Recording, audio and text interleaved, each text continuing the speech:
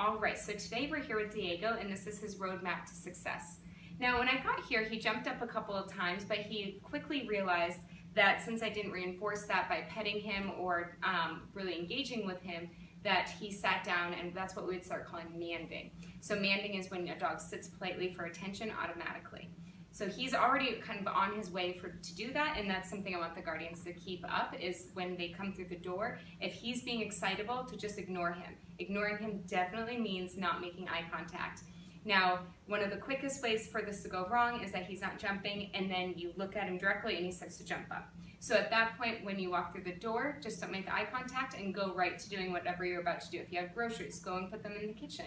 And then when his energy level decreases a couple of notches, say he was at a 7, he goes down to about a 4, go ahead and start petting him and telling him he's good. He'll start to regulate his energy levels faster and faster because he's only being rewarded for having nice, calm energy.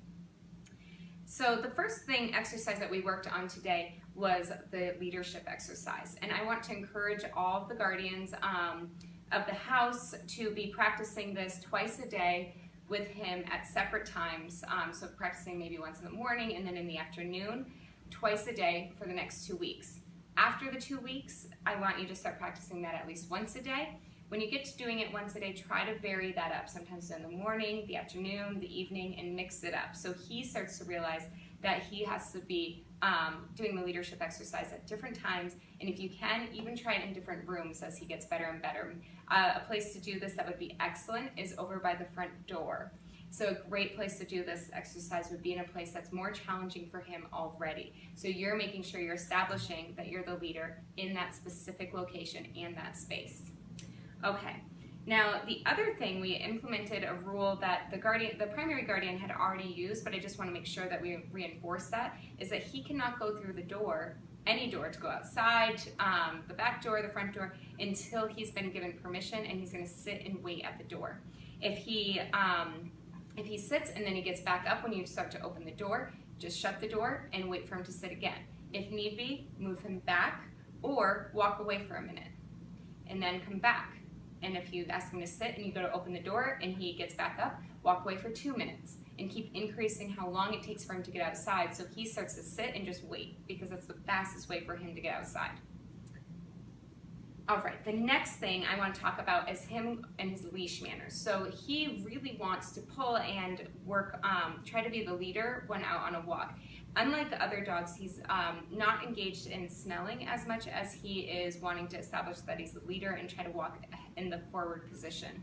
So what I want the guardians to start to think about is how much time they have allocated for their walk will be on just getting him as far as he can go that day. So maybe if you have 30 minutes, all you get to is opening the door to the front door with his leash on, calm behavior. You don't even step outside, but you get to that point, he's successful, he's sitting, you give him a treat at that point, and that's the conclusion. Over time, you're going to get to the point where you're moving farther and farther outside, and it is dogs burn more energy through using mental exercise than they do just in physical exercise most of the time. So we'll still be burning energy and accomplishing that goal, just like any normal exercise, and we're going to be more successful if he is able to be sitting and calm and then slowly moving out the door, than if we were to just kind of rush and just take him out for a walk where he's still pulling.